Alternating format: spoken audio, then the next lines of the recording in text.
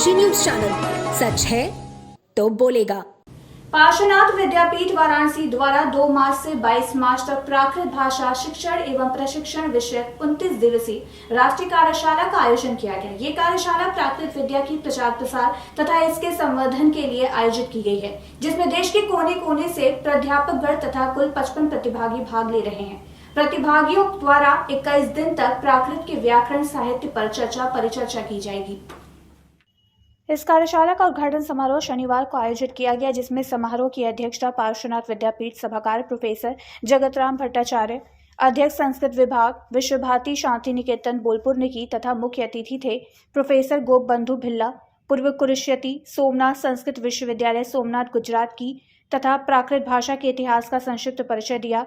अपने उद्बोधन में शाश्वत अतिथि कुंवर विजयानंद सिंह ने कहा कि प्राकृत विषय पर इस तरह की कार्यशालाओं का आयोजन प्राकृत भाषा को समृद्ध बनाने हेतु एक महत्वपूर्ण कदम है।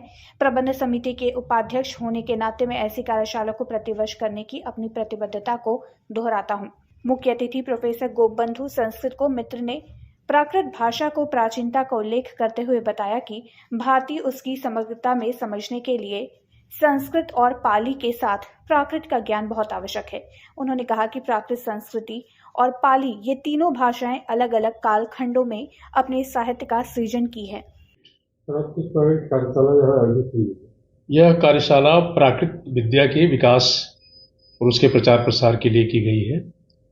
प्राकृत विद्या एक अत्यंत प्राचीन भाषा है और जितना कंट्रीब्यूशन संस्कृत और पाली का रहा है भारतीय संस्कृति को समृद्ध करने में, उतना ही प्राकृत भाषा का भी रहा है।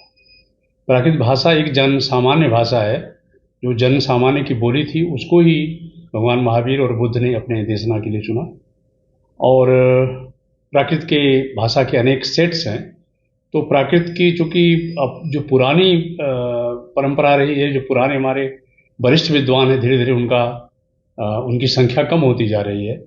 तो हम चाहते हैं कि नई पौध तैयार हो प्राकृत की विद्वानों की, और इसीलिए उसी को उद्देश्यगत रखते हुए यह कार्यशाला आयोजित की गई है। इसके पूर्व भी हम 13 कार्यशालाएं आयोजित कर चुके हैं और उसमें अनेक ऐसे प्रतिभागी आए जिन्होंने बड़ी लगन से प्राकृत को सीखा और उस क्षेत्र में आगे भी वो शोध आदि के क्षेत्र में काम कर रहे हैं।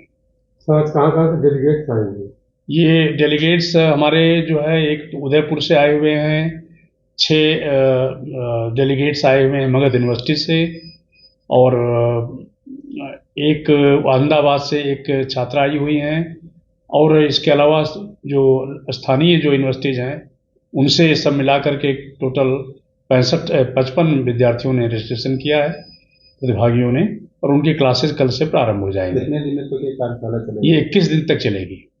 इसके पहले भी हम 15 दिनों का भी कर चुके हैं, लेकिन 15 दिनों में पूरी तरह से आदमी सिखा नहीं पाता है, इसलिए हमने इसको एक्सटेंड किया समय को, और 21 दिन की कार्यशाला हम इसके आयोजित कर रहे हैं। तो इस कार्यशाला का मुख्य उद्देश्य क्या है सर करने का? मुख्य उद्देश्य ये है कि प्राकृत के जो विद्वान धीरे धीरे कम हो रहे हैं उनके लिए एक नई पौध तैयार किया जाए, है ना, क्योंकि पूरा जो जैन साहित्य है वो प्राकृत में निबद्ध है, और जब तक हम उसको जानेंगे नहीं प्राकृत भाषा क्या है, तब तक उसके अंदर जो छिपे हुए गूढ़ जो विषय हैं उनको हम न तो पढ़ पाएंगे न उसका अध्यापन कर पाएंगे। इस दृष्टि से प्राकृत का विकास बहुत ही आवश्यक है, और उसी को दृष्टिगत रखते हुए यह कार्यशाला 21 दिन की आयोजित की गई।